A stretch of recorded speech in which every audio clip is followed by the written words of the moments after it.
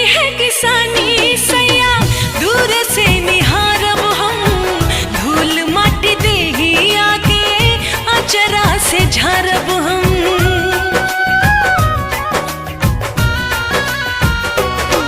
हाँ जिंदगी में तोहरा से दूर कब जाइब ना, क्रिया खियाला कौनो वादा भुलाइब ना। सुख दुख